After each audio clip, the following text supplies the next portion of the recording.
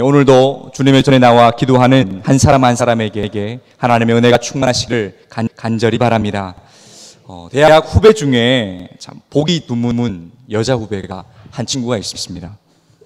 이런 말하기 참 미안하지만 보기 드물게 참 못생긴 친구였습니다. 네, 키도 작았고요. 그리고 게다가 풍채도 좀 있었고 얼굴도 참 미안했습니다. 네. 남자들이 호감 가지지 않는, 재능은 가지고 있지만 성격은 좋지만 호감 가지 않는 그런 후배였습니다. 그래서 당시 남학생들에게 세상이 다 망해서 너하고 개빠밖에 없어, 너 어떡할래? 이렇게 물으면 남학생들이 나는 오직 기도와 말씀에 집중할 거야 라고 말하든지, 아니면 나는 눈을 감고 찬양만 할 거야 라고 말하는 그런 친구들이 있었습니다. 그런데 이 친구가 결혼을 했습니다. 그것도 여자친구 있는 남자의 마음을 돌이켜 결혼을 했습니다. 게다가 남자는요, 꽤 괜찮은 사람, 꽤 멋있는 사람이었습니다. 그리고 지금도 아주 행복하게 잘 살고 있다고 합니다. 혹시 자녀들 중에 아직까지 결혼하지 못한 아들, 따님들이 계십니까? 걱정하지 마십시오. 정말 좋은 배우자 만나게 될 겁니다. 목사님, 아직까지 저희 아들, 딸 못 보셨잖아요. 네, 못 봤습니다. 하지만 오늘 이 친구보다는 분명히 멋있을 줄 저는 확신합니다. 한동안 이 못난이 친구의 결혼이 저에게 들릴 만큼 굉장히 큰 이슈가 되었는데요. 며칠 전 그 아내 후배가 저희 집에 와서 하룻밤을 묵고 갔습니다. 이런저런 이야기를 하다가 또 그 친구 이야기를 하는 겁니다. 제가 귀가 쫑긋 세워서 들었습니다. 후배의 말이 이랬습니다. 언니, 그 친구죠. 그 언니는 우리의 희망이에요. 결혼하지 못한 후배, 남자친구 없는 후배가 그 언니를 생각하면서 용기를 얻고 있어요. 그 언니는 우리의 소망이자 희망이에요. 그렇게 이야기를 하더라고요. 이 못난이 친구는요, 이제 누군가의 놀림의 대상에서 희망적 존재가 되었습니다. 여러분, 오늘 말씀의 제목이 무엇인지 아십니까? 희망을 노래합시다. 웃는 이야기로 시작했지만 우리 그리스도인들은 세상을 살면서 어떤 모양으로든지 세상 사람들에게 희망이 되어야 합니다. 하나님께서는 우리가 누군가의 희망이 되어주는 삶을 살기를 원하십니다. 오늘 여러분들과 함께 나눌 말씀의 중심은 바로 희망을 전하는 삶입니다. 오늘 본문에도요, 희망의 메신저인 한 사람의 이야기가 나옵니다. 우리가 잘 알고 있는 예레미야 선지자입니다. 우리는 오늘 본문을 이해하기 위해서 앞절의 말씀을 먼저 이해할 필요가 있는데요, 우리 32장 1절에서 5절 말씀을 한번 보도록 하겠습니다. 32장 1절에서 5절, 조금 길지만 1절과 2절은 한 절씩 읽고 3절부터 5절까지는 다 같이 읽도록 하겠습니다. 제가 먼저 1절 읽겠습니다. 유다의 시드기야 왕 열째 해, 곧 느부갓네살 18대 해에 여호와의 말씀이 예레미야에게 임하니라.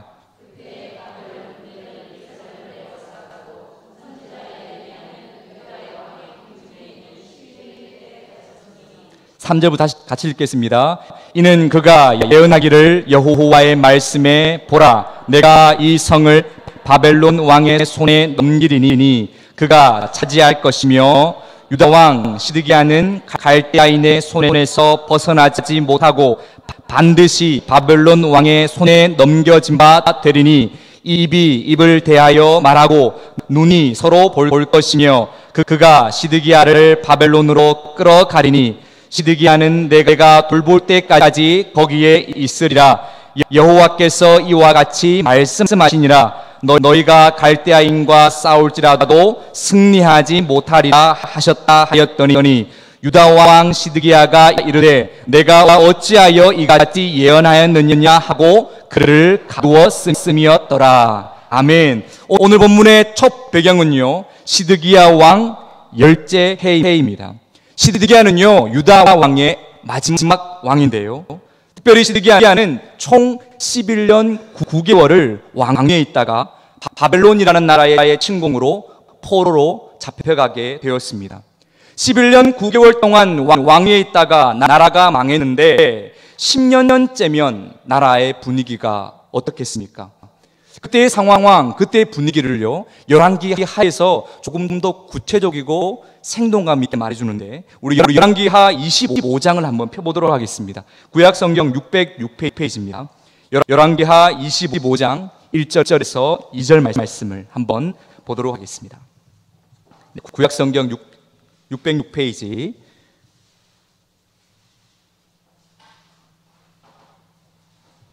열왕기 25장 1절에서 2절 함께 읽겠습니다. 시작. 시드기야 제9년 열째 달 10일에 바벨론의 왕 느부갓네살이 그의 모든 군대를 거느리고 예루살렘을 치러 올라와서 그 성에 대하여 진을 치고 주위에 토성을 쌓음에 그 성이 시드기야 왕 제11년까지 포위되었더라. 아멘.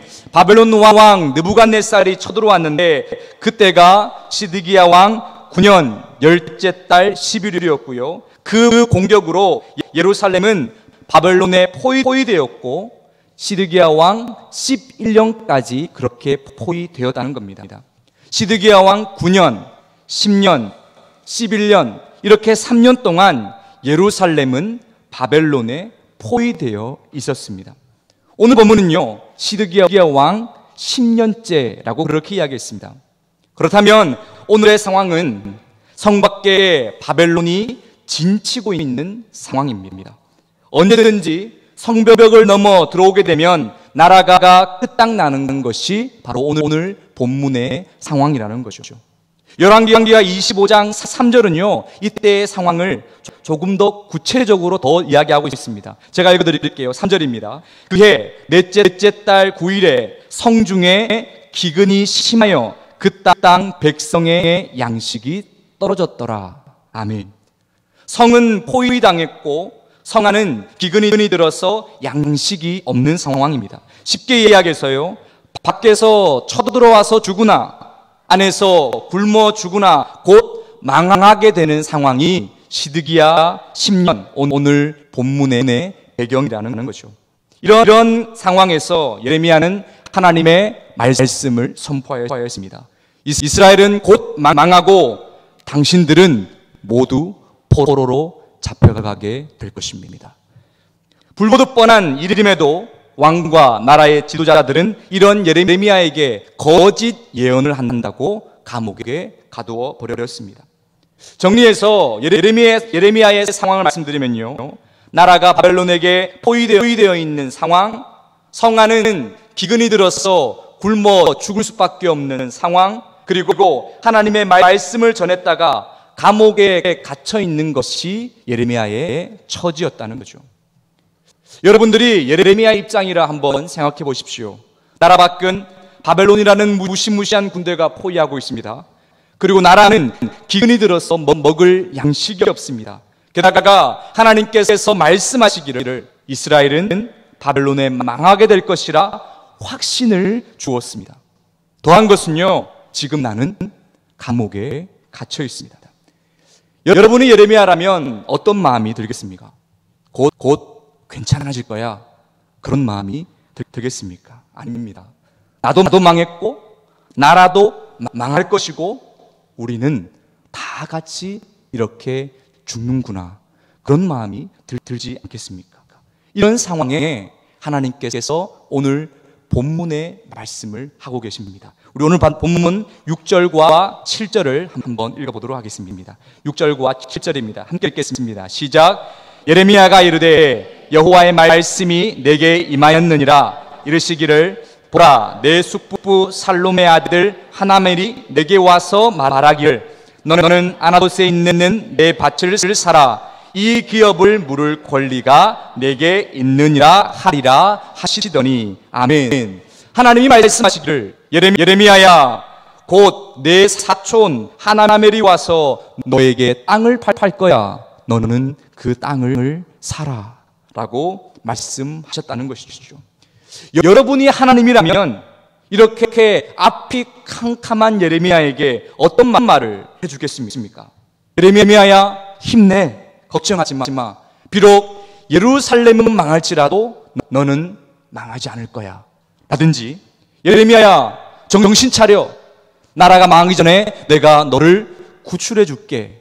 이런 말을 해야 우리에게 큰 위로가 되지 않겠습니까? 그런데 하나님은요, 아주 생뚱맞게 사촌이 땅을 팔거든 그 땅을 사라라고 이야기를 하고 있다는 것이죠.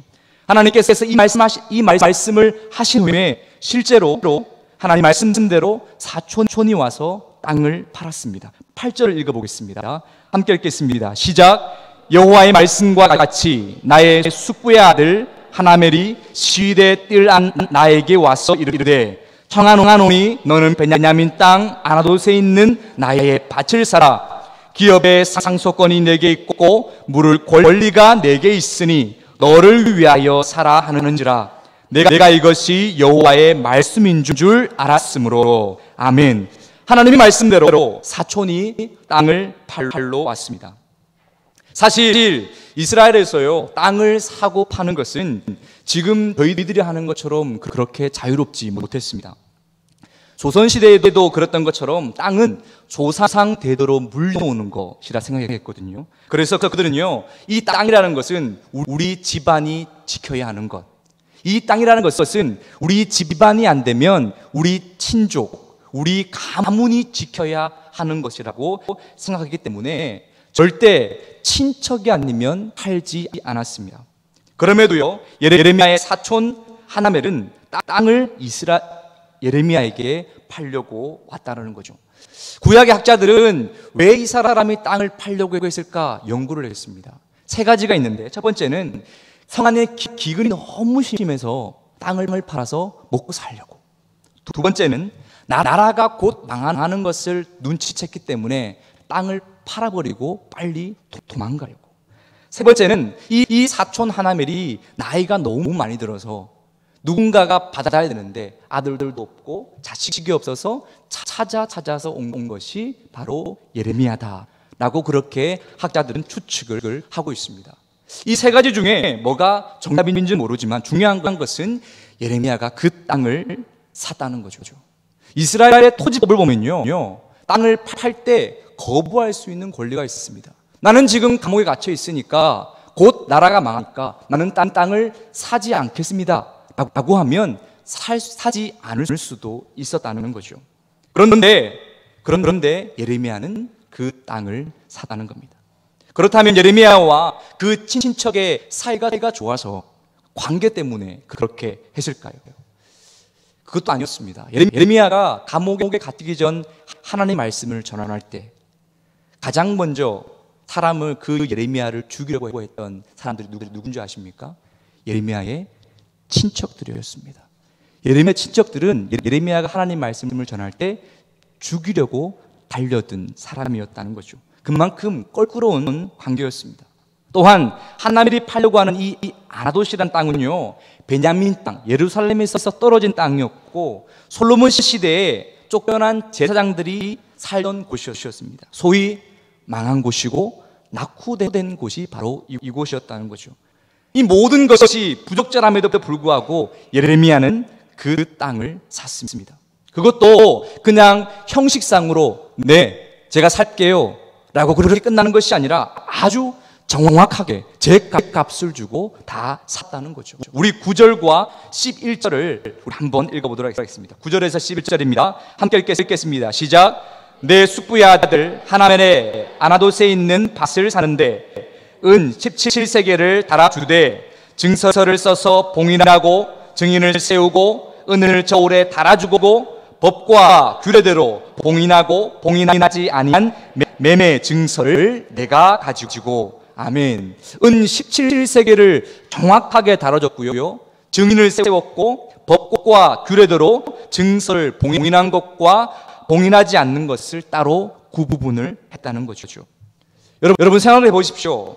성 밖에는 바벨론이 진치고 있습니다. 언제 망할지 모릅니다. 성 안에는요, 기근으로 사람들이 허덕이고 있습니다. 그리고 자신의 꼴은 감옥에 갇혀 있습니다. 자신에게 땅을 팔려고 했던 사람은 자기를 죽이려고 했던 사람이고 그 땅은 아무런 비전이 없는 땅입니다. 여러분들이라면 제 값을 주고 그 땅을 사시겠습니까?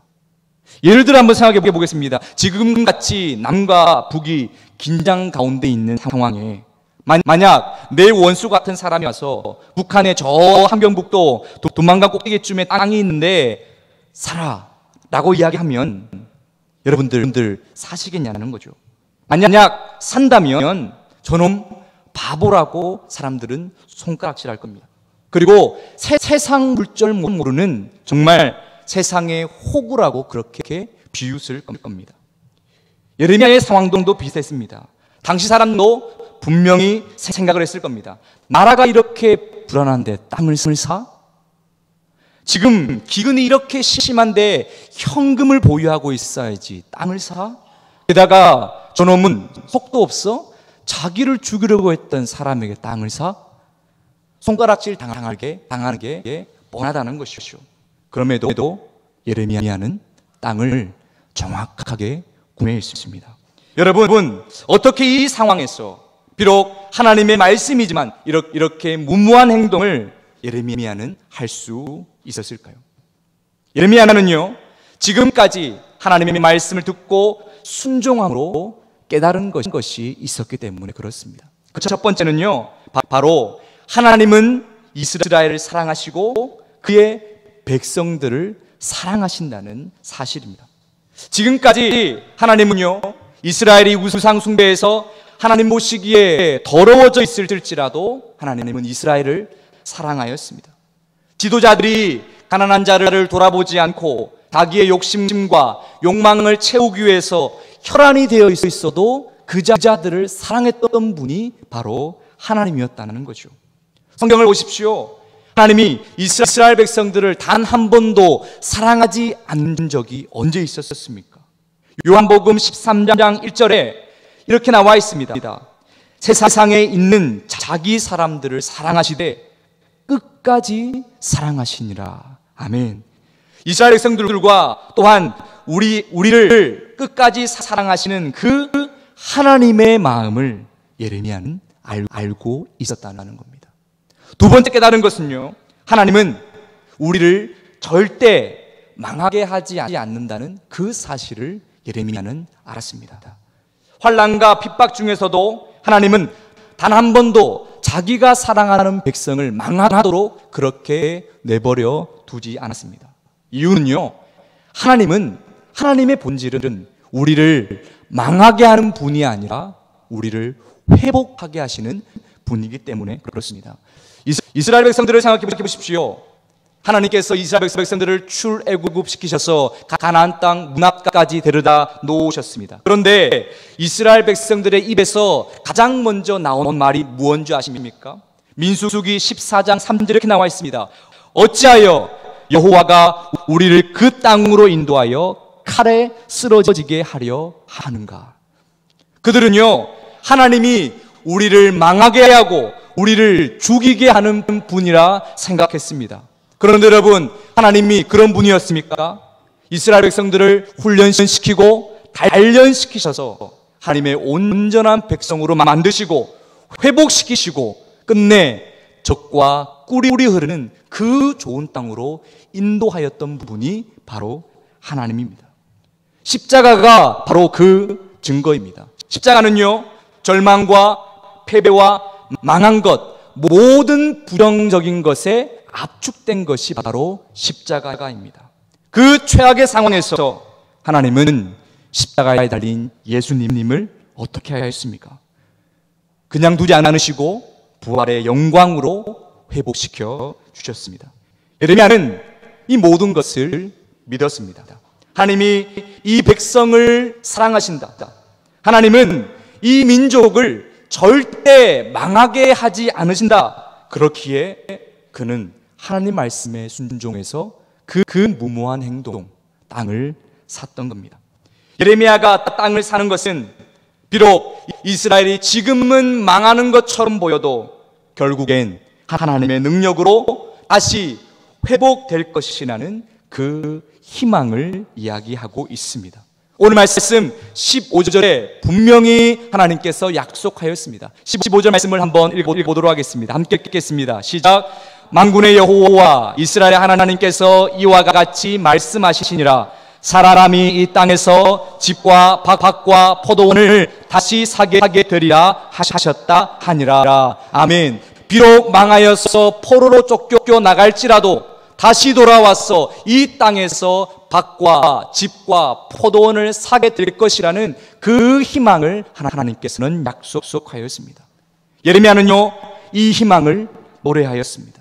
사랑하는 성도 여러분, 우리도 이 예레미야와 같은 이러한 마음, 이러한 담대한 믿음을 가져야 합니다. 하나님이 이 나라를 사랑하시되 끝까지 사랑하신다는 그 믿음, 하나님이 우리를 절대 망하게 하지 않을 것이라는 그 믿음을 가져야 됩니다. 그래야 우리가 하나님의 마음으로 이 세상에서 희망을 노래할 수 있습니다. 지금 국내 내 상황을 보십시오. 여러분과 주위의 사람들이 편안하게 그렇게 잘 지내고 계십니까? 이 나라에 지금까지 경험하지 못했던 지진의 소식이 들려옵니다. 저는 대부분의 친구들이 그 지역 인근에 다 있어서 그 경험과 소식을 생생하게 듣고 있습니다. 한 친구는 지하철을 타고 가다가 지진으로 지하철이 멈췄다고 합니다. 그때 공포와 불안, 아이가 자고 있는데 집이 흔들릴 때의 그 마음이 어땠을까요? 그뿐만 아니라 모든 사람들이 불안에 떨고 있습니다. 심지어는요, 이 땅을 향한 하나님의 심판이라고까지 이야기하는 사람들도 있습니다. 남북의 관계를 보십시오. 긴장 관계가 되었습니다. 북한의 모습은요, 이제 통제가 안 될 만큼 격해지고 있습니다. 사드, 핵우산 등으로 우리 한반도는요, 전쟁 위험 지역으로 마치 그렇게 치닫는 것 같이 보입니다. 이럴 때 우리 믿음의 그리스도인들은 어떻게 해야 할까요? 그들과 똑같이 불안해하며 내 살 길을 찾아서 내가 빠져나갈 구멍만 찾아야 하겠습니까?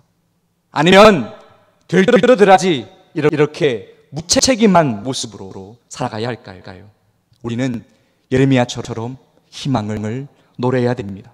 사람들이 손가락질하고 시대에 착오라 이렇게 놀려도 우리는 그 희망을 노래해야 됩니다. 지진으로 눈에 보이는 건물뿐만 아니라 정치, 경제, 사회, 우리의 믿음까지도 모든 부분에 부실하게 세워진 것들, 겨우 붙어져 있는 것들이 모두 떨어져 나가고 하나님께서 이 나라를 다시 새롭게 회복시키시며 온전하게 건설하시는 그 희망을 노래해야 됩니다. 사람들이 핵실험으로 불안에 떨지라도 우리는 거기에 동요되지 맙시다.